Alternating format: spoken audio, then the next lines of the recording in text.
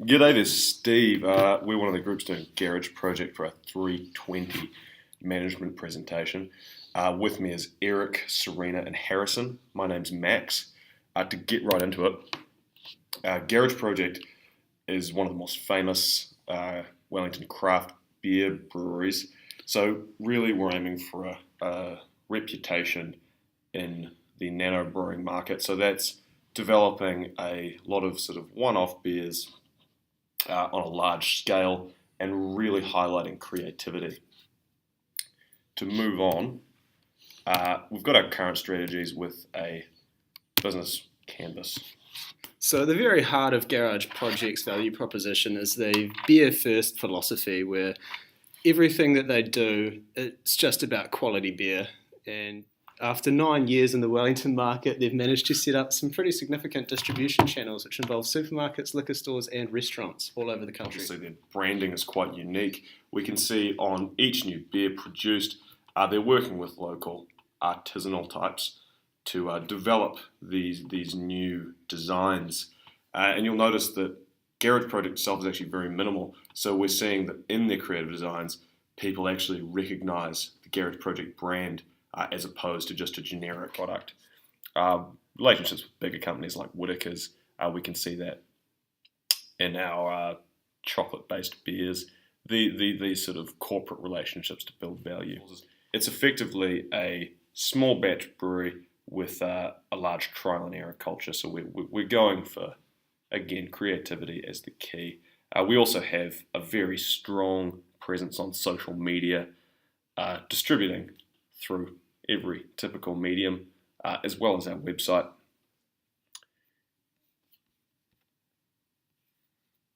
We'll got a bit of a summary on the side, but we'll do that at the end.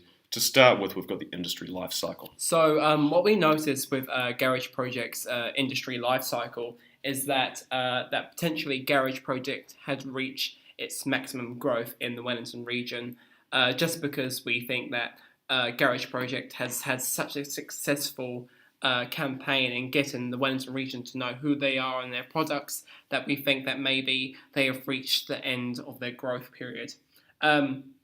We also compared it with Garage Project's most well-known product, which is their beer, and we thought that too had followed Garage Project's industry life cycle, nearing the end of that growth period. So this is really a issue that Garage Project should be aware of, whether they...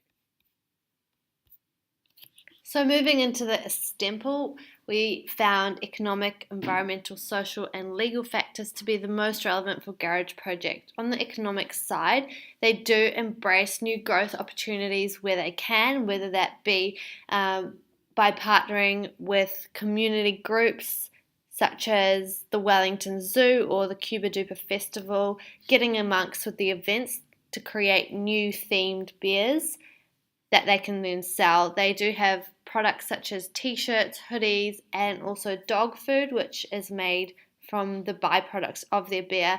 And in that sense, they are sustainable. They are looking out for the environment, and they do reduce waste through producing dog food. From a social point of view, we've covered that they're involved with the local community and in their partnerships. Looking at the competitiveness of the craft beer industry, rivalry is intense, and this is fueled by the industry-wide culture of innovation and agility, of which Garage Project is very much a pioneer for. So they're mostly doing everything right to be a major player in this industry. However, threats that they do need to watch out for are the threat of substitutes, and this is quite contingent on their customers choosing to drink craft beer and to try something new, which is definitely synonymous with their culture and something that consumers do buy into. In terms of new entrants, it's easy to enter this market as most breweries are small. However, it's hard to do well, and there is a sort of glass ceiling that is a barrier to gaining more market share. So it's important that Garage Project breaks through this. All right, thanks for that, Serena. So to summarise, we can see opportunities being in the craft beer industry, which New Zealand and especially Wellington is really getting onto at the moment. We have much local talent to enhance our brand and culture that, again, really drives home our core values. Threats come to, expanding, but we do have restrictions when we try to stay true to our original vision.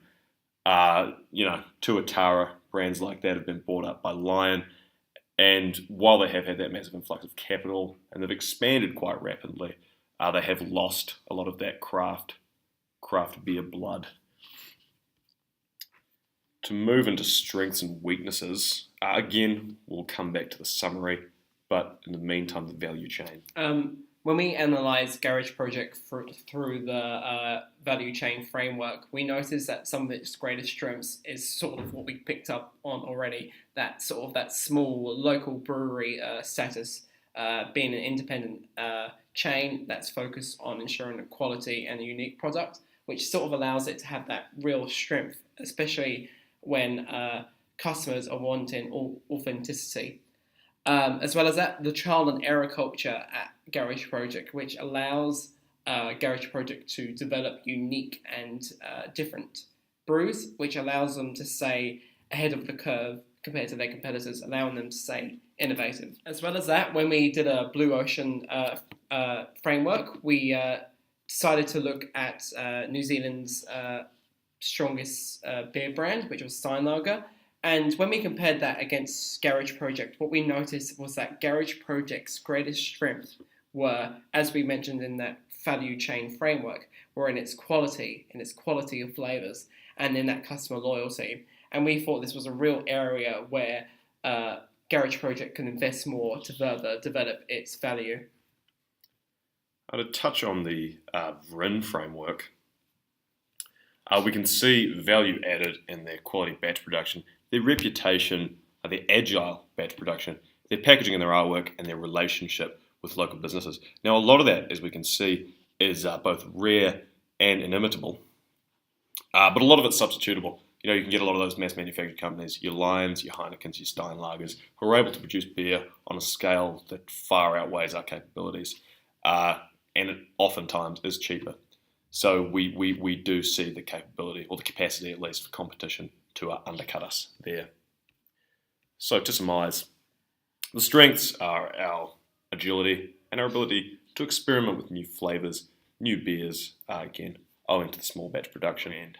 And we do wonder whether that experimental nature may also translate into a weakness. So beers are very difficult to come by if they're limited edition. So it's all about keeping the masses happy, and whether Garage Project is willing to sacrifice a bit of that adventurous spirit to do so.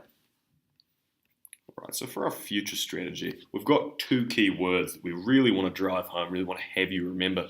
We want to expand, we want expansion, and we want retention.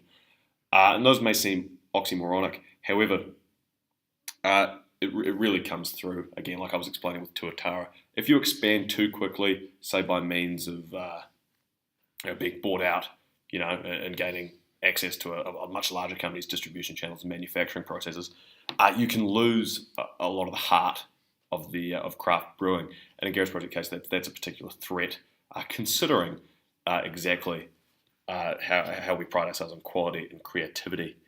So looking at the Ansoff matrix, we can see market penetration and product development. We're sort of straight in line between those two. We've got a few fan favourites, but we're developing new ones every day, but we really want to push into new markets with those. So to finish on our recommendations, we've got a plan for immediate term, medium term, and long term. Our immediate is effectively trying to go to Auckland. We want to really get into that market, a lot of money, a lot of people. We believe Ponsonby is one of the best places we could do that, having a lot of the artisanal craft scene. On the medium term, what we thought we should do is to meet the demands of those new markets was to expand the production facilities of Garage Project, allowing it to have those new opportunities. As well as that, we want to see the establishment of a brew pub in Melbourne. We thought that Melbourne was very similar in its culture to Wellington, and we thought that we could similarly carry on the openings and the success in Wellington to the success in Melbourne. So you can see that retention of the garage project spirit coming through there. In the long term, however, we want a review of the exporting arm of the business and looking towards Korea and the wider Asia Pacific region to expand to. All right, great. So we hope you've enjoyed that, Stephen. Note, we will be also including these slides, so if you want to go back and have a bit more of a read